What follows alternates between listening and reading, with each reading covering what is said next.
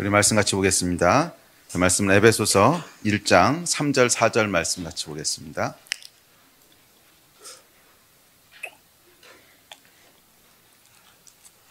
에베소서 1장 3절 4절 우리 두 절 같이 보겠습니다. 우리 다 찾으셨으면 3절 4절 두 절 같이 읽읍시다. 시작. 하나님 곧 우리 주 예수 그리스도의 아버지께서 그리스도 안에서 하늘에 속한 모든 신령한 복을 우리에게 주시되 곧 창세전에 그리스도 안에서 우리를 택하사 우리로 사랑 안에서 그 앞에 거룩하고 흠이 없게 하시려고. 아멘. 2018년도에 저희가 에베소서 말씀 가지고 함께 살펴보고 있습니다. 이 에베소서 말씀은 지난주에도 서론할 때 말씀드렸지만 그 신앙의 아주 방대하고 다양한 내용들을 한 권으로 압축해서 요약해 놓은 책입니다. 그래서 에베소서를 통해서 우리가 믿는 바가 무엇인지 또 우리가 어떻게 살아야 되는지에 이르기까지 모든 신앙의 다양하고 방대한 것들을 그 엑기스들만 또 볼 수 있고 배울 수 있는 바울의 아주 소중한 책이지요. 그래서 우리 에베소서를 통해서 올 한 해 동안 우리 안에 영적인 기초들이 더 튼튼해지게 되기를 주의 이름으로 축복합니다. 이 1장에서 에베소서가 말씀하고 있는 기초는 우리는 누구며 우리는 무엇을 가졌는가 하는 것에 대한 내용입니다. 어떻게 보면 이것이 가장 중요한 기초지요. 사람은 우리 지난주에도 말씀드렸지만 우리 스스로에 대해서 내가 누구라고 믿고 있는가, 우리가 아이덴티티라고 하는데 이 아이덴티티에 의해서 굉장히 일관성 있게 움직입니다. 보통 사람의 행동에 대해서 이 사람은 행동이 일관성이 없어 보이는데 라고 느끼는 것은 행동의 일관성이 없는 것이 아니고 사실은 아이덴티티의 일관성이 없는 거예요. 사람 하나님께서 만드실 때 내가 나 자신에 대해서 누구라고 생각하는가, 누구라고 믿는가 하는 그 믿음에 의해서 그것에 의해서 움직여지도록 그렇게 하나님 창조하셨습니다. 그래서 우리가 그리스도인으로서 어떤 삶을 살 것인가, 어떤 모습의 삶을 살 것인가 하는 것은 내가 그리스도인이니까 무엇을 해야 되고 무엇을 하지 말아야 되고 이게 아니죠. 이것은 율법이라고 부르는 것이고 우리가 그리스도인으로서 어떤 삶을 살 것이고 어떤 모습으로 살 것인가 하는 것은 나는 그리스도 안에서 내가 누구라고 믿는가, 나는 그리스도 안에서 무엇을 가졌다고 믿는가 하는 이 믿음에 의해서 결정되는 줄로 믿습니다. 그래서 이 에베소서 1장에 보면 바울이 하나님께서 우리에게 주신 그 웰컴 패키지에 대해서 설명을 합니다. 그리스도 안으로 들어올 때 태초부터 하나님께서 우리를 위해서 예비하고 준비해 놓으신 선물 보따리가 있다는 거예요. 그런데 이 선물은 하늘에 속한 신령한 복이라고 얘기합니다. 그래서 하늘에 있는 영적인 신령한 복들을 태초부터 준비해 놓으셨는데 그리스도 안에 들어오는 순간 우리가 이것들을 다 누리게 된다는 거예요. 그래서 이 하나님께서는 우리에게 어마어마한 선물 보따리를 준비하고 계시고 신령한 복들을 준비하고 계시지만 그것을 알지 못하면 누릴 수 없는 것이고 내가 누군지 알지 못하면 그 신분에 합당한 권세를 누릴 수 없는 것이고 내가 무엇을 가지고 있는지 알지 못하면 아무리 소유하고 있더라도 그것은 내가 소유한 것과 관계없이 나에겐 의미 없는 것이 되어버리고 맙니다. 그래서 우리가 올 초에 2018년 초에 특별히 에베소서 말씀들을 살펴보면서 하나님 안에서 우리가 누군지 그리고 우리가 무엇을 가지고 있는지 하나님께서 우리가 그리스도 안으로 들어올 때 어떤 선물들을 준비하고 계신지 그것들을 알게 되고 믿게 되고 또 누리게 되기를 주의 이름으로 축복합니다. 근데 이게 아주 중요해요. 알게 되고 믿게 되고 누리게 되는 거예요. 이게 순서예요. 이 이야기 이제 다음 주에 좀 하려고 그러는데 알게 되고 믿게 되고 그 다음에 누리게 되는 거예요. 알지 못하면 듣지 못하면 어떻게 우리가 믿겠어요? 또 믿지 않는다면 그것은 더 이상 우리 것으로 누려지지 않습니다. 내가 아무리 하나님의 자녀고 내가 아무리 존귀한 자고 그것을 알아도 그것을 내가 진심으로 내 마음의 가장 중심으로부터 믿고 있지 않으면 그 신분에 대한 것을 누릴 수 없게 되죠. 그래서 알게 되고 두 번째 믿게 되고 그랬을 때 비로소 그것이 우리 것이 되고 우리가 누릴 수 있게 되는 줄로 믿습니다. 자, 그래서 하나님께서 우리가 이제 그리스도 안으로 들어올 때 적어도 6가지 선물을 준비해 놓으셨다고 1장 말씀들을 쭉 우리가 살펴봤는데 그것은 내용이 뭐였죠? 첫 번째 선물은 우리를 하나님 안에서 완전한 자로 선택하셨다는 것이고 둘째는 우리를 자녀 삼으신 것이고 셋째는 우리를 그리스도 안에서 속량하신 죄를 속해 주신 것이고 넷째는 우리에게 모든 지혜와 총명을 주신 것이고 다섯째는 하나님의 모든 유업을 물려받을 상속자로 삼으신 것이고 여섯째는 이 모든 것이 진짜라고 하는 사실이라고 하는 것을 성령으로 인쳐주신 것입니다. 이 6가지 선물이 있는데 오늘은 그 중에 첫 번째 선물 보따리를 풀어보도록 하죠. 자, 하나님께서 주신 첫 번째 선물은 오늘 읽으신 본문 1장 4절입니다. 우리 4절 같이 한번 가만히 있어봐. 3절이네요. 예, 3절. 3절에서 이렇게 얘기하죠. 찬송하리로다.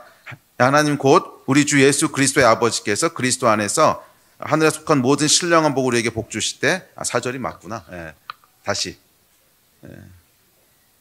4절 같이 읽읍시다. 시작. 곧 창세전에 그리스도 안에서 우리를 택하사 우리로 사랑 안에서 그 앞에 거룩하고 흠이 없게 하시려고. 예. 자, 4절 말씀에 뭐라 그러냐면 우리를 창세전부터 선택하셨다는 거예요.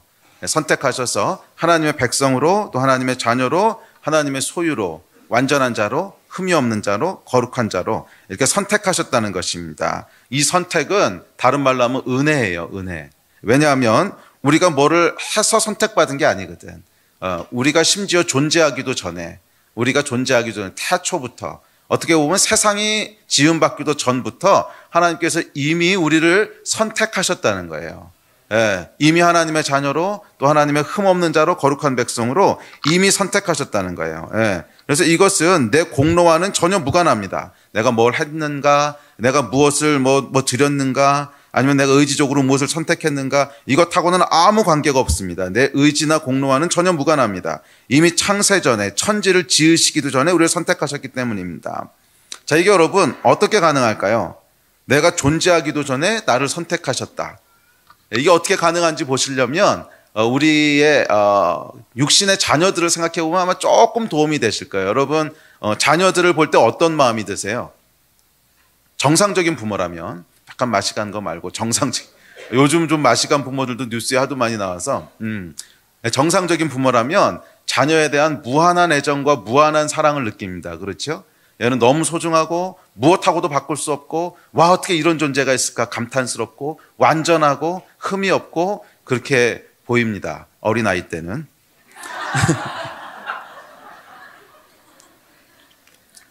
얘네들이 커가면 이게 죄인이라서.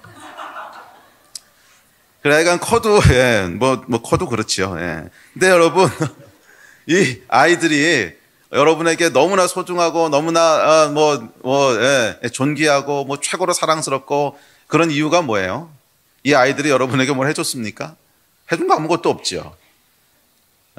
심지어 갓난아기 때는 부모에게 뭐를 해줘야 된다는 사실 자체도 몰라요. 의지도 없어요. 그럼에도 불구하고 여러분들은 아이들을 볼 때 너무나 사랑스럽고 너무나 소중하고 세상 무엇과도 바꿀 수 없다고 느낍니다. 왜? 자녀니까. 예, 이것이 하나님이 우리를 향해 가지고 계신 마음과 아주 비슷한 마음이에요. 예, 그 자녀들에 대해서는 여러분 우리가 태어나기도 전부터, 엄마 뱃속에 있을 때부터, 아직 이 땅에 응애하고 나오기도 전부터 너무 소중하고 너무 사랑스럽고, 그래서 아빠들은 막 이렇게 귀 갖다 대고 들으려고 하고 엄마들은 뿌듯해하고, 왜 그래요? 아직 얼굴 본 적도 없는데. 자녀니까. 이와 마찬가지로 하나님께서 우리가 지음받기도 전에, 우리가 존재하기도 전에 이미 하나님은 우리를 자녀로 선택하시고 가장 소중하고 존귀한 자로 선택하셨다는 거예요. 이것이 하나님이 우리에 대해서 느끼고 계신 감정입니다. 이것은 우리의 공로하고 아무 상관없습니다. 우리가 하나님께 해드린 일, 이것과도 아무 상관없습니다. 심지어 하나님께 그래도 내가 충성해야 하지 않은 의지 이런 것과도 상관없습니다. 아까 말씀드렸지만 자녀들은 말이에요, 갓난아이는 엄마 아빠한테 해줘야겠다는 의지도 없어. 그럼에도 불구하고 너무 소중한 것처럼 하나님께서 그렇다는 거예요. 그래서 하나님이 우리를 선택하신 것은 우리의 공로나 의지 때문이 아닙니다. 그것은 그냥 은혜예요. 그냥 은혜예요. 그래서 하나님께서 우리를 하나님의 형상으로 창조하시기로 작정하신 그 순간부터 저와 여러분은 하나님의 사랑의 대상으로 선택된 줄로 믿습니다. 그래서 오늘 본문에 보시면 사랑 안에서 우리를 예정하셨다 그래요. 사랑 안에서. 맞아요. 사랑 안에서. 하나님은 사랑이시라. 할렐루야. 우리가 하나님께 존귀하고 소중한 이유는 우리의 어떠함 때문이 아닙니다. 우리가 행한 어떤 일 때문이 아니에요. 우리가 하나님께 소중하고 존귀한 이유는 하나님은 사랑이시기 때문이에요. 이 말씀이 오늘의 주제인데, 우리가 존귀한 이유는 우리의 어떠함 때문이 아니라 하나님의 어떠함 때문이라는 거예요. 우리가 하나님 앞에 선택받은 이유도, 우리가 하나님 앞에 완전하고 흠이 없고 뭐 그런 거룩한 백성이 된 이유도 우리의 어떤 자격이 있고 우리가 뭘 했고 우리 안에 어떤 게 있고 이게 아니라 하나님의 어떠하심 때문에 우리가 그렇게 됐다는 거예요. 그 하나님의 어떠하심이 뭐예요? 사랑이라는 거지. 그래서 우리가 소중하고 존귀한 이유는 하나님은 사랑이시기 때문입니다. 사랑이신 하나님의 속성으로 인해 우리가 선택된 거예요. 그래서 우리의 존재는 우리의 어떠함에 의해서 결정되는 것이 아니라 하나님의 어떠하심에 의해서 결정되는 줄 믿습니다. 절대적인 하나님의 은혜예요. 이것을 깨닫는 것이 우리 신앙생활의 시작입니다. 우리의 삶은, 우리의 믿음은 나로부터 시작되는 게 아니라 하나님으로부터 시작된다는 거예요. 나의 의지로 시작되는 것이 아니라 하나님의 의지로 시작된다는 거예요. 나의 선택으로 구원에 이른 것이 아니라 하나님의 선택으로 우리가 구원에 이르렀다는 거예요. 이것이 우리의 신앙의 시작인 줄로 믿습니다. 이 신앙의 시작이 잘못 끼워지게 되면 우리는 잘못된 엔진을 가지고 신앙생활을 하게 돼요. 율법의 엔진을 가지고. 율법의 엔진은 뭐예요? 내가 하나님을 위해서 뭘 해야 되고 뭘 지켜야 되고 무엇을 하지 말아야 되고, 이건 율법의 엔진이에요. 근데 이것으로 살아가는 거에 대해서 성경은 굉장히 진노합니다. 그렇게 살면 안 된다는 거예요. 우리를 움직이는 엔진은, 지난주에도 말씀드렸지만 우리를 움직이는 엔진은 율법이 아니라 뭐라는 거예요? 은혜라는 거예요. 하나님께서 우리를 선택하신 것이지 우리가 하나님을 선택한 것이 아니고, 하나님이 우리를 존귀하게 하셨지 우리가 스스로 존귀해진 게 아니라는 거예요. 기억하십시오. 내가 어떤 존재인지는 나로 인해 결정되는 것이 아니라 하나님에 의해 결정됩니다. 왜냐하면 그분은 창조주이시기 때문에 그래요. 아무리 내가 나에 대해서 나는 이런 존재야 라고 스스로에 대해서 믿어도 그것은 그냥 내 생각일 뿐이지 객관적인 진리가 아니에요. 이 우주에 존재하는 유일한 객관적인 진리는 하나님 한 분뿐이세요. 그분은 무엇이 진리고 무엇이 진리가 아닌지를 결정하는 분이세요. 모든 일의 기준이 되는 분이시고 모든 일의 기초가 되는 분이세요. 그래서 내가 아무리 나 스스로에 대해서 나는 이런 존재야, 나는 탁월해, 또는 나는 뭐 쓸모없어, 뭐라고 느끼고 무엇이라고 생각하든지 간에 그것은 그냥 내가 나에 대해서 상대적으로 생각하는 주관적인 생각이지 객관적인 진리가 아니라는 거예요. 유일한 객관적인 진리는 하나님이세요. 하나님이 무엇이라고 말씀하셨는가, 그게 진리인 줄로 믿습니다. 내가 무엇이라고 생각하든 내가 무엇이라고 느끼든 그것과 관계없이 하나님이 무엇이라고 말씀하시는가 하는 것이 진리예요. 그런데 그 하나님께서 우리에 대해서 뭐라고 말씀하신다는 거예요? 존귀하고 흠이 없고 완전한 자라고 말씀하신다는 거예요. 그렇기 때문에 여러분 스스로가 여러분에 대해서 무엇이라고 느끼신지 관계없이, 내가 나에 대해서 무엇이라고 생각하든지 관계없이 여러분은 하나님 안에서 가장 완전하고 가장 존귀하고 가장 소중한 존재이신 줄로 믿습니다. 우리 옆 사람들 좀 바라보세요. 소중해 보이세요? 그 옆 사람에 대해서도 마찬가지예요. 내 옆에 있는 우리 아내 또는 남편 또는 그냥 처음 본 아저씨, 하여간 그 사람이 어떻게 보일지라도, 어떻게 판단되고 어떻게 느껴질지라도 그것은 그냥 내 주관적인 생각일 뿐이지 진리가 아니에요. 진리는 뭐냐면 내가 지금 보고 있는 내 옆에 앉아있는 이분도 역시 하나님의 가장 완전하고 존귀하고 소중한 자라는 거예요. 그래서 우리의 신앙의 시작은 하나님의 이 관점과 우리의 관점이 계속 맞춰져 가는 거예요. 그래서 하나님의 생각으로 내 생각이 계속 조율돼 가는 거예요. 어떻게? 믿음으로. 믿음으로 우리 안에 하나님의 말씀이 계시게 하고, 믿음으로 우리 안에 그리스도께서 살아계시게 하고, 이 일들을 통해서 우리가 생각하는 것이, 우리가 인식하는 것이 하나님께서 생각하고 하나님께서 인식하는 것과 계속 가까워져 가는 것, 이게 우리 신앙생활의 목적인 줄로 믿습니다. 그렇기 때문에 여러분 믿으시기 바랍니다. 저와 여러분 하나님 안에서 어떤 존재예요? 가장 존귀하고 소중하고 완전한 그런 존재인 줄로 믿습니다. 자, 이것을 깨닫지 못하면 우리 신앙생활은 율법이 됩니다. 율법이란 내가 뭔가를 잘하고 있으면 하나님이 나를 받아주실 것 같고, 그렇지 못하면 하나님이 나를 벌하실 것 같다고 느끼는 거예요. 이 율법은 여러분 고대 유대인들에게만 있었던 것이 아니라 모양은 다르고 뭐 드러나는 그 형식은 다를 수 있어도 오늘날 우리도 똑같이 유대인들이 율법에 묶여 살았던 것과 똑같이 우리도 묶여 살고 있다는 거예요. 고대 유대인들에게 뭐 지금도 마찬가지인데 유대인들에게 율법은 무슨 의미냐면 하나님이 정해놓으신 삶의 기준이고 가치예요. 그래서 그것을 잘하면 칭찬받는 것이고 못하면 무시당하는 것이고 벌을 받는 것이고 또 그 시대 그 사람들이 이루어야 될 삶의 목표였어요. 그래서 율법에 잘 규합되는 삶을 살면 그 사람은 존귀하고 성공한 사람이고 거기에서 못 미치면 이 사람은 사회적으로 좀 문제가 있는 사람이고 실패한 사람이고 자 이것이 이들에게 율법이었다면 오늘날 우리에게도 똑같다는 거예요. 그 내용은 물론 달라졌지만 고대 유대인들은 뭐 어쨌거나 하나님의 말씀으로 규범을 삼고 기준을 삼았던 것에 비해서 오늘날은 뭐 다른 기준들을 가지고 살지만 원리는 똑같이 율법에 매여 산다는 거예요. 내가 무엇인가를 잘하면 나는 좋은 사람이 되고 무엇인가를 못하면 나는 실패한 사람이 되고 뭔가를 이루면 상을 받고 뭔가를 실패하면 벌을 받고 율법에 매여서 산다는 거예요. 예. 그래서 이 율법은 한 사람을 평가하는 기준이었고 인생에 애쓰고 노력해서 이루어야 될 목적이었습니다. 자, 그런데 이것은 그리스도 안에 있는 법이 아니라는 거예요. 이 법은 하나님을 떠난 세상, 그리스도 밖에서 역사하는 법입니다. 이 하나님을 떠난 그리스도 밖은 율법이 지배합니다.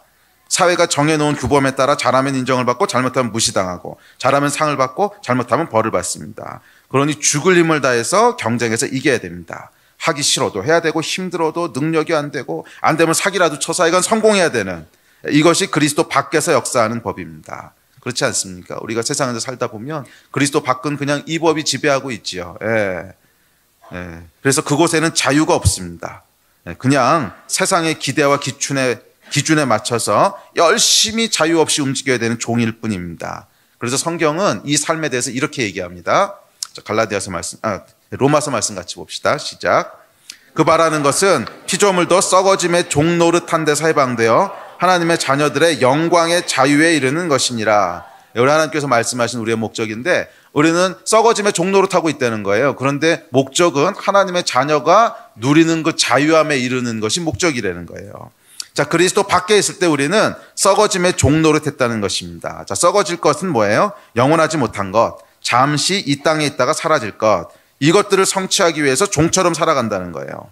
세상이 정해놓은 기준에 맞추기 위해 세상이 인정하는 스펙, 그거 맞추기 위해 뼈 빠지게 노력합니다. 그리고 그 성과에 따라 평가를 받습니다. 이 평가는 아주 어려서부터 시작됩니다. 아주 어려서부터도 엄마 아빠가 생각하는 어떤 기준에 잘 맞으면 칭찬을 받고 그렇지 않으면 야단 맞고 오그라도 학교 들어가면 100점 받아오면 칭찬, 50점 받아오면 야단. 이게요 아주 어렸을 때부터 우리의 아주 뼛속 깊숙이 자리 잡고 있는 그런 시스템이라는 거예요. 그래서 우리는 태어날 때부터 이 그리스도 밖의 법, 율법이 지배하는 세상, 그 시스템에 익숙하게 자라갑니다. 그래서 학교에 가면 성적에 의해서 평가를 받고, 대학에 진학하면 학벌에 의해서 평가를 받고, 직장에 취직하면 연봉에 의해서 평가를 받고, 나중에 은퇴하고 나면 자녀들이 얼마나 잘 되느냐 이거에 의해서 평가를 받고, 계속 우리는 끝없이 우리가 이룬 것, 우리가 성취한 것에 의해서 우리가 어떤 사람인지를 평가받는 그 세상, 그 시스템 속에서 살고 있어요. 그래서 그리스도 밖에서 역사하는 법은 어느새 우리에게 너무 익숙하고 자연스러운 삶의 일부가 됐습니다. 그래도 서울대학 가야지. 이 생각이 있는 거지. 그 옛날에는 그랬잖아요. 그래도 지구는 돈다고 나왔다듯이 여기서 아무리 열심히 얘기를 해도 우리 안에 성경이 아무리 열심히 말을 해도 우리 안에 이미 태어날 때부터 지금까지 계속 뿌리 깊게 반복해서 교육되어 온 게 있다는 거야. 그래도 이건 해야 돼. 그래도 서울대학은 가는 게 좋은 거고 그래도 삼성 취직하는 게 5선 가는 것보다 나은 거고 하여간 이게 뿌리 깊게 자리 잡고 있다는 거죠. 자, 그런데 성경은 이것을 한마디로 피조물에 썩어질 것이라고 치부해 버립니다. 그래서 서울대학 들어갔어. 그럼 성경이 뭐라 그러는 줄 아세요? 세상에선 대단한 업적이라고 할 줄 모르지만 성경은 얘기합니다. 그래서 뭐 어쩌라고. 삼성에 취직했습니다. 그럼 아주 성경의 대답은 간단해요. 그래서 뭐 어쩌라고. 어차피 다 피조물에 썩어질 것인데, 피조물에 썩어질 것이라고 하는 것은 그래서 아무런 의미가 없다는 의미는 아닙니다. 살아가는 동안 의미가 있죠. 피조물에 썩어질 것이란 그것이 우리가 어떤 존재인지에는 아무런 영향을 미치지 않는다는 거예요. 아무리 우리가 뭐 연봉을 많이 받던, 아무리 좋은 직장에 가던, 뭐 아니면 뭐 성공해가지고서 대부호가 되던, 아니면 유명한 정치인이 되든 학자가 되던, 뭐 좋은 거죠. 좋은 거야. 그런데 그것이 우리가 어떤 존재인지에 대해서는 아무런 의미가 없는 거라는 거예요. 그것에 의해서 우리 존재가 결정되는 게 아니라는 거야. 사람은요, 서울대학에 들어가면 존귀한 자가 되는 것이 아니고, 사람은 삼성에 취직하면 존귀하고, 백수면 잉여라 그러죠, 요즘. 네. 잉여가 뭔지 아세요? 이것도 급식체인데. 우리 아이들. 잉여 인간. 있으나 없으나 그 차이가 없는 인간. 이런 뜻이거든. 알고 계셨어요? 전 새로 발견하고 너무 좋은 표현이라고. 그래서, 우리는 뭐 좋은 직장에서, 뭐 대기업에서 취직하면, 이 사람은 정말 쓸모 있는 사람이고, 그렇지 않고 그냥 백수면 잉여 인간이고, 뭐 그렇다. 아니요, 여러분. 그런 것이 아니라는 거예요. 만약 그런 것들에 의해서 인간의 존엄성이 결정된다면, 장애 아들이 설 자리는 어디예요? 만약에 인간이 성취한 것에 의해서 그들의 존귀함과 그들의 어떠함이 결정되는 거라면, 날 때부터 장애를 가지고 태어난 아이들은, 만약 이룬 업적에 의해서 존귀함이 평가된다면, 날 때부터 장애를 가지고 태어난 아이들의 존엄성은 제로입니까? 아니잖아요. 우리가 본능적으로 알잖아. 인간은 장애를 가지고 태어났던, 아니면 정상인으로 태어났던, 좀 머리가 좋던, 머리가 나쁘던, 운동을 잘하던, 운동을 못하던 인간이기 때문에 존귀하다고 하는 거 우린 다 알고 있거든. 이 존귀함이 어디서부터 나온 거예요? 사실은 우리가 이룬 어떤 것에서 나온 게 아니라는 거예요. 그것은 하나님의 어떠하심에서 나온 거예요. 하나님이 우리를 존귀하다고 했기 때문에. 기억하십시오, 여러분. 인간이 존귀한 이유는 썩어질 것들하고는 상관없습니다. 업적하고는 상관없어요. 그냥 우리는 하나님이 우리를 사랑하시고 선택하셨기 때문에 이미 완전하고 존귀한 존재예요. 여러분이 어떤 인생을 살았던, 여러분이 무엇을 성취하고 무엇에 실패했던, 이것과는 아무 상관없어요. 그냥 여러분은 존재하는 것만으로 소중하고요, 존재하는 것만으로 고맙고, 그런 존재예요. 그냥 있기만 해도 고마운 존재. 우리가 하나님 앞에서 그런 존재예요. 우리 옆 사람한테 좀 말해 주실래요? 당신은 그냥 있기만 해도 고맙습니다.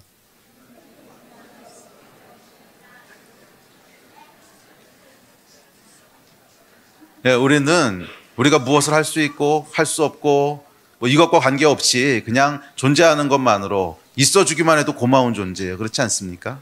있어주기만 해도 감사하고 있어주기만 해도 고마운 존재예요. 왜? 하나님이 우리를 선택하셨기 때문에. 우리 다시 한번 옆 사람 좀 이렇게 보실래요? 정말 존귀하다고 느껴지도록 좀 봐주세요. 다시 한번 말씀해 주세요. 있어줘서 너무 고맙습니다. 할렐루야. 이게 저와 여러분의 아이덴티티인 줄로 믿습니다. 둘째, 피조물에 썩어질 것이란 우리가 성취한 것이 영원하지 않다는 뜻입니다. 이 땅에 잠시 사는 동안 의미가 있을 수는 있지요. 그러나 인간은 여러분, 이 땅에 100년 살다가 소멸돼 없어지는 그런 존재가 아니잖아요. 인간은 영원한 존재로 지음받았습니다. 영원히 소멸하지 않는 존재로 하나님 만드셨어요. 그래서 인간에게는 죽음이 끝이 아닙니다. 하나님 앞에서 영원히 존재하는 시간이 있습니다. 그래서 성경은 이렇게 얘기합니다. 예수께서, 자 시작. 예수께서 이르시되 나는 부활이요 생명이니 나를 믿는 자는 죽어도 살겠고 무릇 살아서 나를 믿는 자는 영원히 죽지 아니하리니 이것을 내가 믿느냐. 아멘. 여러분 믿으십니까? 우린 죽어도 살 것이고요, 또 영원히 살게 될 줄로 믿습니다. 예수께서 하신 말씀입니다. 자, 우리는 영원히 죽지 않는 존재입니다. 죽어도 다시 부활하는 존재입니다. 그렇기 때문에 썩어질 것, 영원하지 않은 것을 성취하고 소유하는 것은 우리의 어떠함을 결정하지 못합니다. 잘 생각해 보세요, 여러분. 만약에 영원하지 않은 어떤 것, 썩어질 것이 우리의 어떠함을 결정하는 거라면, 뭐 예를 들어서 제가 이 옷을 입고 있으면 전 존귀한 자야. 이건 뭐 그냥 양복이지만 이게 그냥 왕의 세마포라고 해봅시다. 그럼 제가 왕복을 탁 입고 있어요. 그럼 이게 나를 존귀한 자로 하는 거라면 이 옷은 여러분 영원하지 않거든. 뭐 100년, 200년 지나면 싹 이제 사가서 없어질 거예요. 그러면 이 옷 때문에 내가 존귀한 거라면 200년 뒤엔 어떻게 되는 거예요? 이 옷이 싹 사가서 없어졌어. 그러면 나는 그 다음에 어떤 존재예요? 영원하지 못한 것은 우리의 어떠함을 규정할 수가 없어요. 왜냐하면 우리는 영원하기 때문에. 적어도 우리가 어떤 존재라고 하는 것을 규정해 주려면 영원한 것이어야지, 영원하지 않은 것은 잠깐 갖고 있을 동안에 그게 나를 규정하는 거면, 그럼 시간 지나서 썩어서 없어지면 그럼 그 다음에 나는 어떤 존재가 되는 거야. 예. 그래서 이것은 인간이 어떤 존재인지에 대해서 규정할 수 있는 게 아니라는 거예요. 그냥 이 땅에 잠깐 사는 동안 하나님께서 선물로 주신 거예요. 잘 쓰고 오라고. 그렇기 때문에 우리의 어떠함을 규정할 수 있는 분은 영원하신 분, 하나님 한 분밖에 없으세요. 하나님이 우리를 존귀하다고 하시는 거예요. 이것도 여러분 마찬가지인 게, 이 하나님이 영원하지 않으시다면 만약 어떤 존재가 아주 힘있고, 그거 여러분 요즘 많이 이제 보잖아요. 전 정권의 비애, 이거 많이 보잖아요. 대통령이 가장 파워가 있고 힘이 있을 때 이 사람 장관에도 세우고, 이 사람은 무슨 대통령 비서실장에도 세우고, 그러면 그 권력이 영원할 것 같지. 근데 이 세운 사람도 영원하지 못하거든. 시간이 지나면 없어져. 그러면 그 사람이 임명해 준 나의 아이덴티티는 어떻게 되는 거야? 없어져 버리는 거지. 그래서 우리가 어떤 존재인지를 말해줄 수 있고 규정해 줄 수 있는 분은 영원한 존재여야 돼요. 그리고 그분은 하나님 한 분뿐이세요. 그러면 여러분 믿으셔야 되는 것은, 내가 어떤 존재인지는 세상이 규정해 주는 게 아니고, 썩어질 것에 의해서 규정되는 것도 아니고, 하나님이 여러분을 어떻게 부르셨는가, 이 말씀에 의해서 정해진 줄로 믿습니다.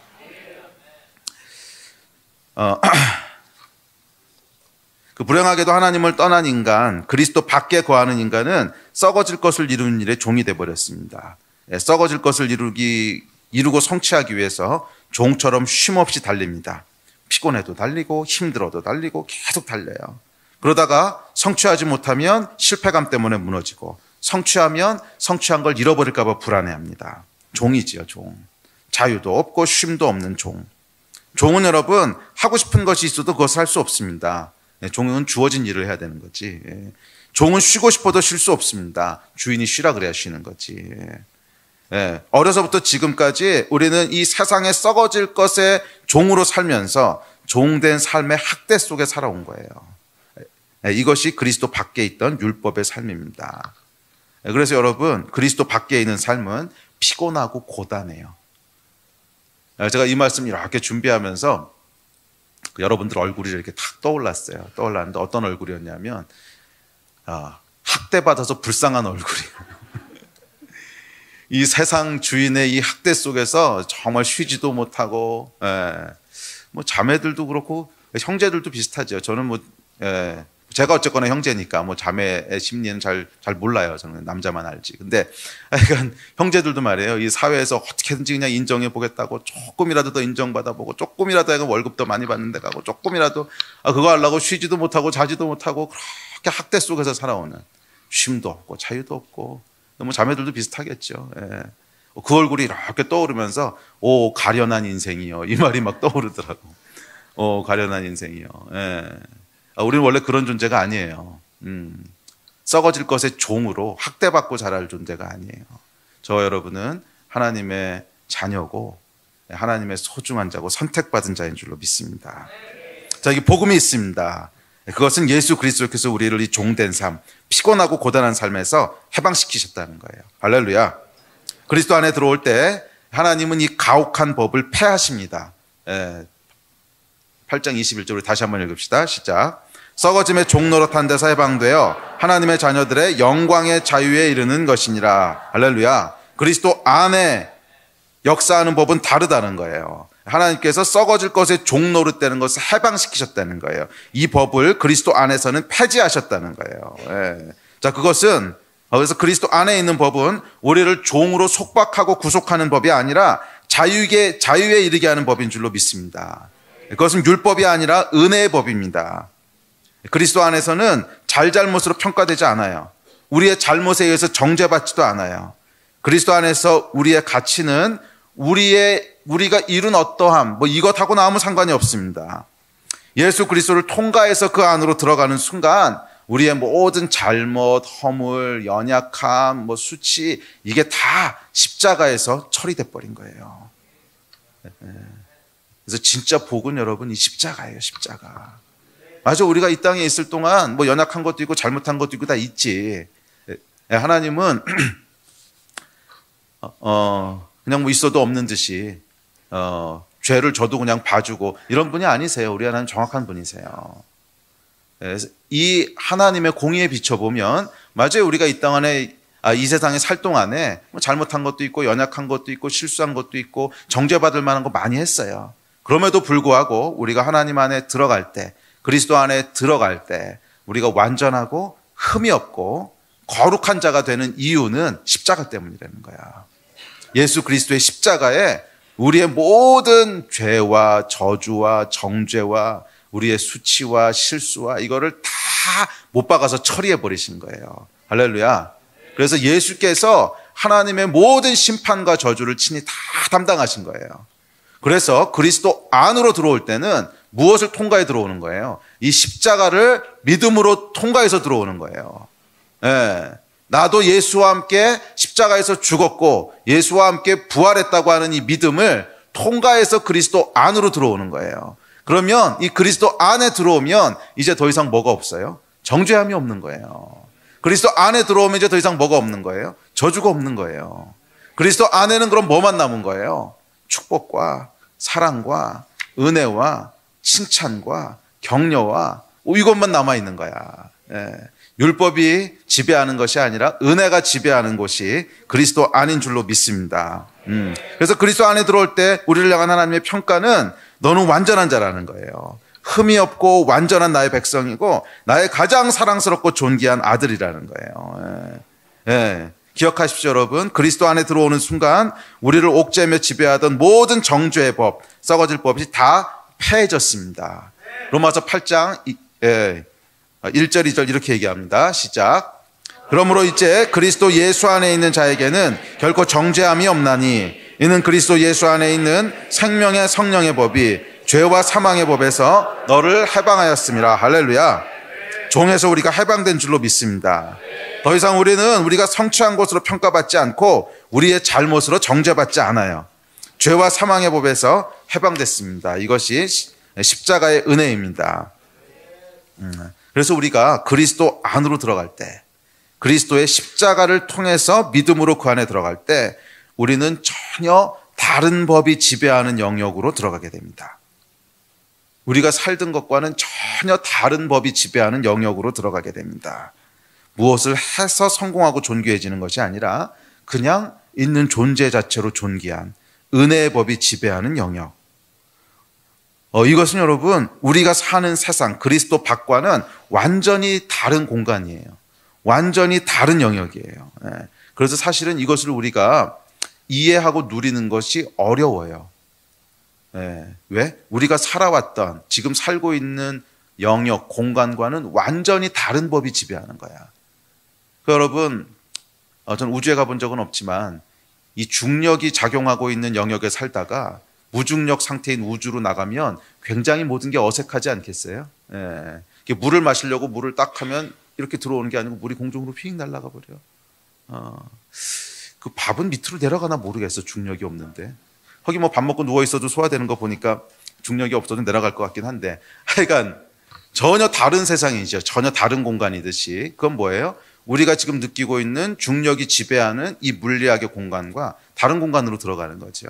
그러면 굉장히 모든 것이 어색하고 어떻게 움직여야 될지도 모르고, 그 이제 무중력 상태에서는 여러분 그 저항이 없으니까 이렇게 한번 휙 하고 절로 나가면 멈출 수가 없어요. 그냥 계속 글로 가는 거거든. 그러니까 이것도 굉장히 어색하죠. 우리는 이렇게 가다가 잠깐 힘을 주면 멈춰야 된다고 생각하는데 한번 움직이면 멈출 수가 없어.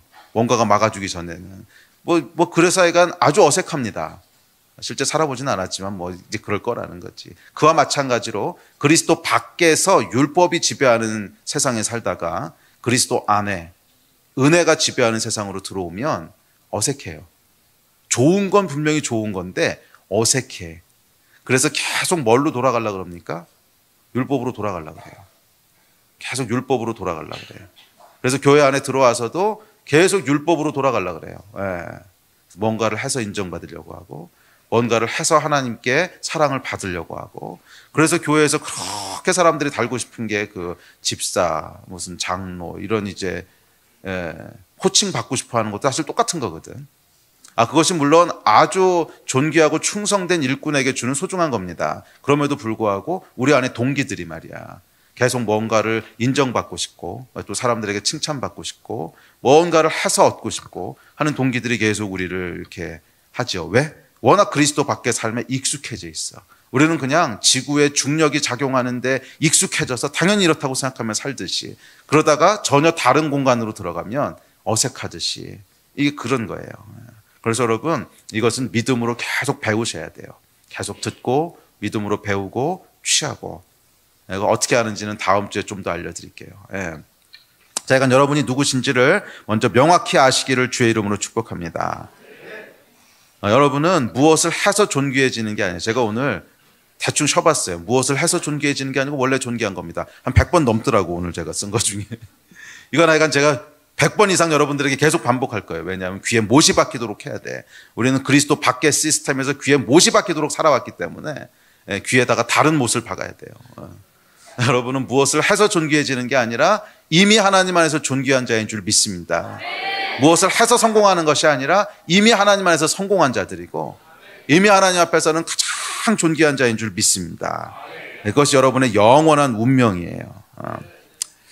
자, 우리가 그리스도 안에 있는 이 아이덴티티를 깨닫고 믿고 살게 될 때, 진짜로 믿게 될 때 우리 안에 굉장한 축복이 주어지는데, 그 축복은 뭐냐 하면 자유와 안식이 주어져요. 이것이 그리스도 안에서 이 아이덴티티를 진짜로 갖게 될 때 주어지는 축복이에요. 그리스도 밖에는 존재하지 않아요. 이 자유, 안식. 이 자유는 여러분 더 이상 노력해서 존귀해지지 않아도 괜찮은 그리스도 안에만 있습니다. 그래서 갈라디아서에서 이렇게 얘기합니다. 1절 4절 읽어볼게요. 5장 시작. 그리스도께서 우리를 자유롭게 하려고 자유를 주셨으니 그러므로 굳건하게 서서 다시는 종의 멍에를 매지 말라. 율법 안에서 의롭다함을 얻으려 하는 너희는 그리스도에게서 끊어지고 은혜에서 멀어진 자로다. 자, 율법 안에서 의롭다함을 얻으려는 자, 뭔가 해서 의롭다고 하는 자는 그리스도 밖에 있는 자라는 거예요. 그리스도의 은혜, 그리스도에게서 끊어진 자, 은혜에게서 멀어진 자라는 거예요. 그리스도 밖의 법에 의해서 산다는 거예요. 하나님께서는 그리스도 안에서 우리를 해방하셨어요. 율법으로부터 죄와 사망의 법에서 우리를 자유케 하신 줄로 믿습니다. 그래서 은혜 안에는 자유함이 있어요. 무엇을 하기 싫으면 하지 않아도 되는 자유. 그리고 하고 싶으면 해도 되는 자유가 있어요. 그리스도 안에 있는 자유예요. 사실 우리가 그리스도 밖에서 썩어질 것의 종노릇 할 때는요, 그렇게 못합니다. 아무리 우리가 뭔가 하고 싶어도 불안해서 못해. 그렇지 않으세요? 모든 사람들이 다 이거 해야 돼. 어렸을 때는 좋은 대학 가야 돼. 그다음에 판사 검사 의사 돼야 돼. 이런 것들이 세상이 정해놓은 어떤 규정들이 있거든. 이것 때문에 불안해서 딴 거 하고 싶어도 못하고 쉬고 싶어도 쉬지 못하고 계속 달려야 돼. 계속 달려야 돼. 그런데 여러분, 그리스도 안에 들어오면 어떤 자유가 생기냐면 세상이 요구하는 대로 살지 않아도 되는 자유가 생기는 줄로 믿습니다. 꼭 판사 검사 의사 되지 않아도 얼마든지 여러분 인생을 원하는 대로 행복하게 살 수 있는 자유가 주어지는 줄로 믿습니다. 왜? 이미 나는 존귀한 자니까. 근데 이게 진짜로 믿어져야 돼. 그냥 나는 존귀한 자야, 존귀한 자야. 이 그냥 깨닫는 거로는 안 돼요. 그거로 이제 불안해서 우리가 이 세상의 법을 깨고 나올 수가 없고, 진짜로 이것이 내 안에 믿어질 때, 나는 이미 하나님 안에서 존귀한 자구나. 나는 이미 하나님 안에서 완전하구나. 나는 더 이상 무엇을 해서 성공하고 이러지 않아도 되는구나. 그랬을 때 비로소 우리가 스스로 선택할 수 있는 자유가 주어져요. 하나님이 나를 무엇을 위해서 지으셨을까? 나는 뭐 하라고 하나님 만드셨을까? 데스티니. 이것을 선택할 수 있는 자유가 그때 비로소 주어져요. 왜? 종에서 해방됐거든. 종에서 해방됐기 전까지는 그냥 종은요, 그냥 시키는 대로 해야 돼. 종은 쉴래도 내가 쉬고 싶다고 쉴 수 있는 게 아니야. 그냥 주인이 악독한 주인이면 밤낮으로 일 시키면 밤낮으로 일해야 되는 거고, 주인이 하라 그러는 거 해야 되는 거고, 내가 스스로 선택할 수 있는 자유가 없어요. 그런데 하나님께서는 우리를 존귀하게 만드셔서 우리가 스스로 선택할 수 있도록 존중해 주셨어요. 여러분, 이게 얼마나 대단한 건 줄 아십니까? 하나님이 우리를 존중해 주셨어요. 우리가 스스로 선택할 수 있도록. 그만큼 우리가 대단한 존재라는 거야. 하나님이 존중해 주셨어요. 아직 감각이 없는가 본데 하나님이 존중해 주셨어요. 모든 우주의 질서를 정하신 분. 그분이 우리를 존중해 주셨거든. 그런데 종에게 매여 있을 때는 이 자유를 사용할 수가 없어요. 그냥 종이 그냥 해야 되는 거 해야 되는 거야. 또한 그리스도 안에는 안식이 있습니다. 쉼. 그리스도 밖에는 참된 쉼이 없습니다.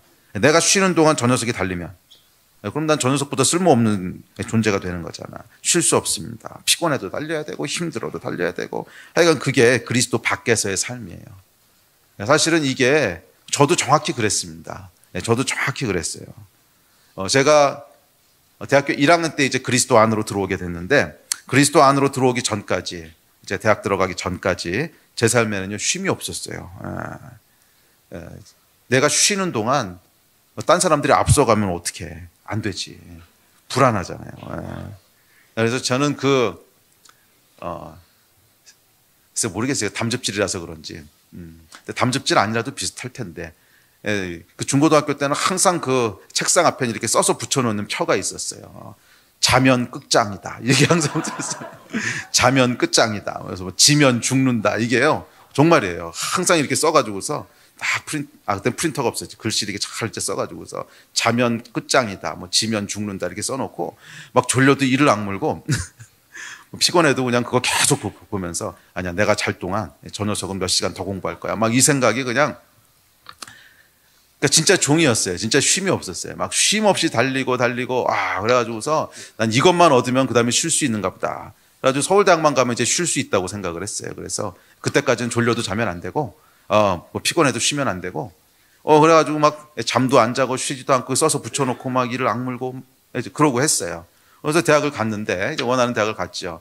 가서 보니까 뭐 쉼은 무슨 쉼. 그때부터 경쟁이 더 심해지더라고.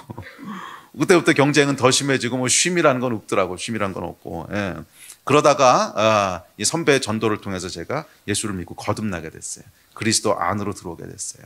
그래서 뭐 사람마다 경험이 좀 다를 수 있을 것 같은데 그리스도 안으로 들어왔을 때 여러분 제일 큰 변화가 무엇이었어요? 저는 개인적으로 그리스도 안에 들어왔을 때 일어났던 가장 큰 변화는 쉬어도 되는구나. 이게 제일 큰 변화였어요. 그냥 그렇게 막 달려지 않아도 되는구나. 그 증거가 뭐냐면 살이 찌기 시작하더라고. 마음이. 대학교 1학년 때 제 사진을 보면요. 승범이 필이 납니다. 전혀 군살도 없고 이렇게 딱 그랬는데 예수 믿고 나니까 마음이 너무 편해지는 거예요. 그래서 이렇게 안 살아도 되는 거구나. 나는 이미 하나님 안에서 완전한 자고 나는 이렇게 꼭 뭐 경쟁에서 살아남아야 되는 거 아니고 그냥 주님 안에서 이미 계획된 삶이 있고 이미 풍성한 삶이 있구나. 이게 저에게 평강을 주더라고요. 쉼, 안식. 그래서 뭐 여러분들이 그리스도 안으로 들어올 때 뭐 사람의 특징에 따라 조금씩 차이는 있을 것 같아요. 그런데 저는 개인적으로 그랬어요. 저는 개인적으로 그리스도 안에 들어갈 때 일어났던 가장 큰 변화가 제 안에 쉼이었어요.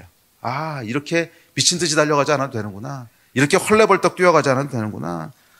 그냥 나는 이미 그리스도 안에서 존귀한 자고 이미 나는 그리스도 안에서 완전한 자고 쉬어도 괜찮구나. 나는 쉬어도 괜찮구나. 그러니까 제가 쉬어도 괜찮다고 하는 걸 처음 알았어요. 그 전까지는 쉬면 안 되는 줄 알았어. 쉬면 안 되는 줄 알고 계속 달리지 않으면 인생에서 실패하는 줄 알았고 근데 쉬어도 된다고 하는 것을 처음으로 알게 됐어요. 나는 이미 하나님 안에서 소중하고 존귀하구나. 무엇을 해서 존귀해지는 게 아니구나. 그래서 초등학교 입학하고 나서 처음으로 안식을 누렸습니다. 초등학교 들어가기 전까지는 뭘 모르니까 그냥 편하게 놀았는데 초등학교 들어가고 난 다음에 처음으로 안식을 누리기 시작했습니다. 여러분, 안식하게 되니까 삶이 보이기 시작하더라고요. 삶이 보이기 시작해. 가만히 있어봐. 내가 좋아하는 게 뭐지? 처음으로 이제 그 생각이 들기 시작하고 이 불안에 쫓겨서요. 나를 증명하기 위해서 달릴 때는 좋아하는 것, 이건 사치지. 좋아하는 게 아니라 사람들이 정해놓은 성공하는 것을 따라가야 되는 거지. 근데 뭐 성공하는 것 따라 달리기도 벅찬데 뭐 좋아하는 것, 이건 사치지요. 제가 데스티니에 대한 이 메시지를 전하고 또 책이 나오고 난 다음에 몇몇 분들한테 그런 반응들을 들었어요. 저한테 직접 얘기해 준 건 아닌데, 아유, 목사님은 좋으시겠어요. 좋아하는 것 하셔서. 이 얘기 속에 있는 뉘앙스는 뭐냐면, 나는 그럴 여유가 없어요. 나는 그럴 여유가 없어요. 이 얘기들이야. 예, 배부른 얘기예요. 나는 먹고 살기도 벅차요. 나는 여유가 없어요. 이 반응들을 꽤 여러 번 들었어요. 예. 그러니까 그것을 제 앞에서 대놓고 그래 좋겠다 이렇게 얘기는 안 해. 근데 이렇게 뉘앙스가 그런 거지. 뉘앙스가 아유 목사님은 좋으시겠어요. 좋아하는 것을 할 수 있으셔서 전 여유가 없어요. 이 여유가 여러분 왜 없는 줄 아십니까? 실제로 먹고 사는 것이 바빠서 없는 게 아니에요. 그리스도 안에 있는 자유를 누리지 못해서 그런 거예요. 쉼이 없기 때문에 그런 거예요. 사람이 안식이 들어오기 시작하고 안식이 있어야 사실 자유가 나오거든요. 안식과 쉼이 들어오게 되면 내가 무엇을 좋아하는지를 보기 시작해요. 이 좋아한다고 하는 것은 뭐 게임 좋아하고 이런 죄에 대한 얘기가 아니라 하나님이 나를 어떻게 만드셨는가가 보이기 시작하는 거야. 나를 어떤 특징으로 만드셨는지, 내가 무엇을 하도록 만드셨는지 이게 처음으로 보이기 시작해요. 이 데스티니는 여러분 그거 할 때 행복해지는 거거든. 그러니까 좋아하는 거예요. 좋아하지 않는 게 데스티니는 없어요. 하나님 우리를 만드실 때 좋아하는 것을 할 수 있도록 만드셨고 거기서 행복하도록 만드셨어요. 죄 짓는 거 말고 그것은 이 타락한 세상에서 우리가 오염된 거고 뭐 죄 짓고 쓸모없는 짓 하는 거 말고 뭐 음악을 하던 미술을 하던 아니면 글을 쓰던 뭐 하여간 이런 것들을 하나님께서 다 우리가 뭐 우리를 충분히 누리도록 만드셨고 그 일들을 우리가 자유롭게 따라갈 때 사실은 먹고 살도록 지으셨어요. 뭐 부자가 되도록 이 땅에서 부자가 되도록 그건 잘 모르겠어. 근데 성경에 보면 그 약속은 없거든. 근데 먹고 사는 거에 대한 약속하셨거든. 무엇을 먹을까 무엇을 마실까 입을까 염려하지 말라고 다 채우신다고. 아멘. 제가 제 안에 안전감이라 그러지. 아, 내가 달리지 않아도 되는구나. 이렇게 미친 듯이 뛰어가지 않아도 되는 거구나. 그것을 딱 알고 깨닫고 믿게 되는 순간 제 안에 여유가 생기고 가만히 있어. 나는 뭘 좋아하지? 내가 뭘 해야 되지? 이게 그냥 보이기 시작하더라고. 그래서 이간증은 뭐 길게 하면 시간이 없으니까. 그래서 그때 사실 제가 이제 목회를 해야 되는 게 아닌가 하는 생각 잠깐 하다가 그건 말도 없는 것 때문에 때려치고 그럼 두 번째로 좋아하는 게 뭐지? 이렇게 보니까 수학 공부가 재밌더라고요. 미안해요. 이런 얘기였어. 근데 뭐 어떻게 하나님이 그렇게 만드셨는데. 수학 때문에 상처받은 사람이 많은 걸 알고 있는데 뭐 저도 상처받은 과목들이 있어요. 그러니까. 근데 수학이 그냥 가장 재밌더라고. 그래서 그냥 좋아하는 거 하기 시작했어요. 그래서 제가 지난번에도 잠깐 간증했지만 예수 믿고 나서 제 학교 성적이 정말 이렇게 직각으로 급상승했어요. 대학교 1학년 때는 하도 데모하느라 그러기도 했지만 거의 그냥 경고냐 마냐 여기 이렇게 날아다니다가 이제 대학교 2학년 올라가면서 거의 이제 뭐 상상할 수 없는 학점들을 받기 시작했는데 왜 그랬냐면 그냥 좋아서 한 거예요. 재밌어서 하기 시작한 거야. 그래서 그 전까지는 그냥 이거 뭐 자면 안 돼. 뭐, 지면 죽는 거야. 막 이러고 했다가 뭐 여기서부터 해방이 돼서 그냥 좋아해서 그냥 하기 시작했고 그래서 실제로 많은 시간을 투자하지도 못했어요. 제가 대학교 2학년 때는 예수 믿고 나서 너무 행복해서 일주일에 7번 교회를 갔거든요. 일주일에 7번 교회를 가서 무슨 공부를 했겠어요. 일주일에 7번 교회 가서 예배하고 성경 공부하고 뭐 사람들 만나고 너무너무 재밌게 지냈는데 그냥 뭐 수학 공부는 진짜 재밌어서 하기 시작했어요. 무엇이 재밌나 이렇게 보기 시작하니까 목회는 말도 듣니까 아닌 것 같고 그럼 이게 이제 두 번째로 재밌더라고. 그래서 오케이 이거 해보자. 그래서 가장 재밌어 하는 거 성경 읽고 성경 공부하는 거. 두 번째 수학 공부 재밌다. 오케이 그럼 어차피 재밌는 거 해보자.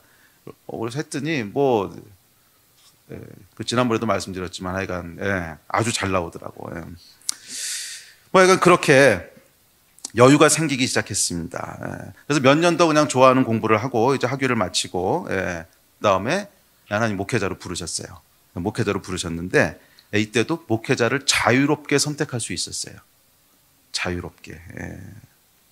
이게 사실 그리스도 밖에 있는 법에 의하면 좀 어리석어 보이는 선택입니다. 뭐 월급이 많은 것도 아니고, 월급은 제가 이제 교수를 했다면 그때 받았을 월급의 절반이 좀 안 되는 것 같아요. 절반도 안 되고, 그리고 사회적인 지위가 주어지는 것도 아니고, 옛날은 모르겠는데 요즘은 목사 그러면 사람 취급을 안 하더라고. 뭐 교회 내에서야 목사님 그러고, 몰라 교회 내에서도 겉으로만 그러는 건지 실제 속으로 뭐라고 생각하는지. 뭐 교회 안에서는 그래도 목사님이라고라도 불러주지. 어디 밖에 나가면요, 아이고 할 일 없어서 목사하냐, 뭐 이런 이제 그 생각들이 팽배하고, 뭐 먹사라 그러질 않나. 먹는 걸 좋아하긴 하지만 그래도.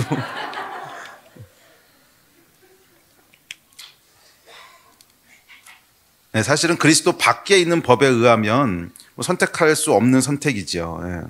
그런데 제 안에 자유가 있었어요. 예. 자유가 있었어요. 어떤 자유? 내가 하고 싶은 걸 할 수 있는 자유. 왜? 더 이상 나를 증명해야 될 필요가 없거든.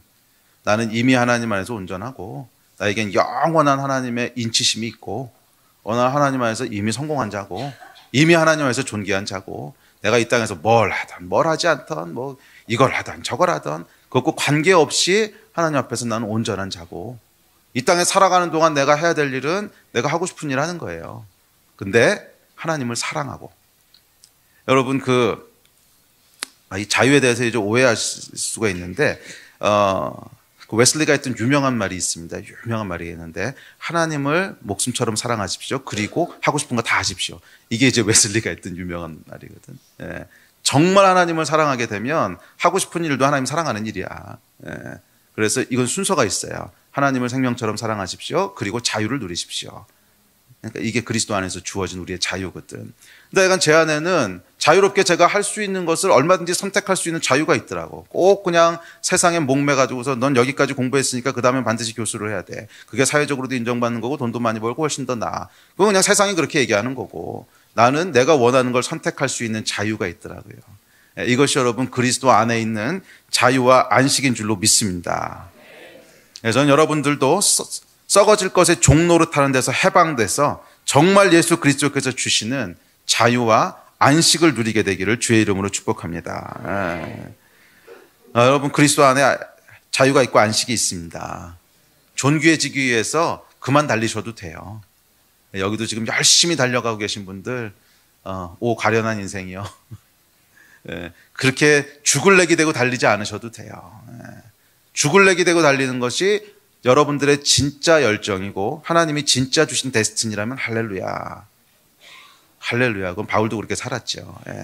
달려갈 길을 다 달렸다고. 근데 떠밀려서 가는 거라면, 율법에 의해서 그렇게 가는 거라면 잠깐 멈추세요. 그렇게 달리지 않아도 돼요. 그렇게 달리지 않아도 돼요. 이미 여러분들은 하나님 안에서 완전한 자고, 이미 하나님 안에서 존귀하고 거룩한 자예요. 갈라디아서 5장 1절에서 이렇게 얘기합니다. 우리 다시 한번 읽어봅시다. 시작. 그리스도께서 우리를 자유롭게 하려고 자유를 주셨으니 그러므로 굳건하게 서서 다시는 종의 멍에를 매지 말라. 아멘. 우리 예배팀 나오십시오. 그리스도 안에는 자유가 있대요. 자유를 주셨대요. 이 자유는 안식과 함께 주어지는 겁니다. 쉴 수 있는 자유가 있어요. 쉬어도 괜찮아요. 특별히 우리 자매님들도 그렇긴 한데, 형제님들 보면 조금 불쌍하다는 생각이 들어요. 진짜 오 가련한 인생이요. 정말 가족들 먹여 살린다고, 직장에서 뼈파지게 일하고 쉬지도 못하고 야근하고 달리고 또 달리고, 그러다가 이러다가 40대 중반 되면 명퇴당할 수도 있는데 그럼 그 다음에 뭐 해야 되지? 그래서 이 두 번째 인생 이제 준비한다고 또 이것저것 뭐 배우러 다니고 스펙 쌓고, 주여, 정말 그것이 여러분의 자유에 의해서 나온 거면, 그리고 그리스도 안에 있는 그 자유, 나를 향한 부르심, 나의 데스티니구나, 그것에 의해서 나온 거라면 축복입니다. 그것은 어떻게 알 수 있냐면 행복할 거예요. 그 일을 할 때. 그 일을 할 때 깊은 만족감이 있고 영적인 만족감이죠. 영적인 만족감이 있고 영적인 행복이 있을 거예요. 그런데 그게 아니고 그냥 내 영혼은 피쩍 피폐해지고 메말라지는데도 그냥 어떻게든지 살아남으려고, 어떻게든지 가족 먹여 살리려고 가련한 인생이요. 그거 여러분 그렇게 안 달리셔도 돼요. 그렇게 안 달리셔도 돼요. 잠깐만 달리는 거 멈추고, 잠깐만 멈추고 우리 하나님의 말씀을 들어보십시오. 잠깐만 멈추고 하나님의 말씀을 들어보세요. 우리는 무엇을 하지 않아도 이미 하나님 안에서 완전한 자고 존귀한 자고, 우리가 머무는 곳은 그리스도 밖이 아니라 은혜가 지배하는 그리스도 안이에요. 이 그리스도 안에서 지배하는 은혜의 법은 영원히 이어지는 법이에요. 여러분, 우리는 이 땅에 100년 살다가 소멸돼서 없어질 존재가 아니에요. 우리는 하나님과 함께 영원히 살아갈 존재고, 그 영원한 시간 동안 저와 여러분의 어떠함은 이미 결정돼 있어요. 이미 결정돼 있어요. 쉽게 얘기하면 이미 수능 점수는 다 나와 있어. 이미 여러분 점수는 다 나와 있다고. 100점 만점에 100점 이미 다 나와 있어. 그거 뭐 조금 더 좋은 점수 받으려고 막 이를 악물고 자면 죽는다, 뭐 지면 끝난다, 이런 거 써놓을 필요 없어. 얼마나 미련한 건지. 진짜 여러분들을 향한 우리 하나님의 부르심에 의해서 열심히 달리고 쉬지 않고 달린다면 거기는 행복함이 분명히 있을 거예요. 그러나 율법에 의해서 밀려가고 있는 거라면, 떠밀려가고 있는 거라면 잠깐 멈추고 우리 하나님의 음성을 들으십시오. 저와 여러분은 종이 아니에요. 우리는 자유함이 있는 자예요. 우리는 쉼이 있는 자예요. 이미 그리스도 안에서 존귀하고 완전한 자인 줄로 믿습니다. 이 자유를 여러분 누리시기를 바랍니다. 요한복음은 이렇게 얘기합니다. 시작. 진리를 알지니 진리가 너희를 자유케 하리라. 진리는요, 하나님의 말씀이에요. 하나님의 말씀 외에는 진리가 없어요. 이 하나님의 말씀이 우리는 하나님의 자녀래요. 우리는 하나님의 아들이고 딸이에요. 우리는 이미 하나님 안에서 선택된 자들이에요. 은혜가 지배하는 공간 안에 사는 자들이에요. 이 진리가 저와 여러분을 자유케 하는 줄로 믿습니다. 그리고 이 자유 안에 있을 때 비로소 내가 무엇을 선택할 수 있는 여유가 생기고요. 이 선택한 것이 우리를 행복하고 충만하게 할 수 있는 하늘의 신령한 복이 되는 줄로 믿습니다. 자리에서 일어나서 같이 기도합시다.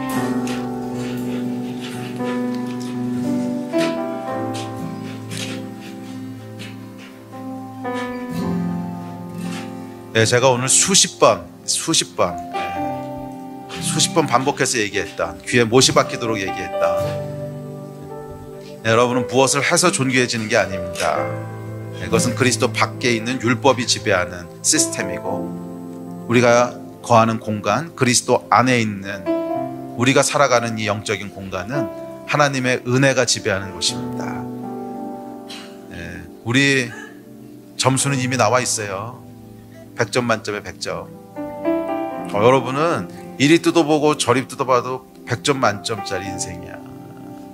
생긴 것도 어쩌면 그렇게 완전하게 생겼는지, 얼굴도 넓적하고 코도 낮고 이미 여러분 하나님 앞에서 가장 아름답고 가장 완전하고 가장 충성되고 가장 신실하고 흠도 없고 거룩하고 부족함이 없는 존재예요. 100점 만점에 100점. 할렐루야. 잠깐 멈추고, 우리 뛰어가는 것을 멈추고 우리 하나님의 음성을 들으십시오. 그곳에 우리를 자유케 하는 진리가 있는 줄 믿습니다. 여러분들이 한 2, 3분 정도 오늘 들었던 말씀들 기억하시면서 우리 하나님 앞에 기도합시다. 내가 어떤 존재인지에 대한 하나님의 말씀을 들읍시다. 우리 함께 기도하시겠습니다.